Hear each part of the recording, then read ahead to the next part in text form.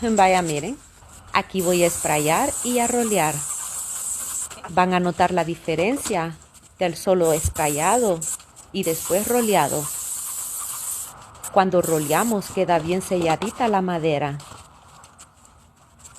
Como pueden ver, estoy esprayando, roleando y volviendo a esprayar para que quede bien cubierto, ya que queremos un color sólido y no falto de pintura.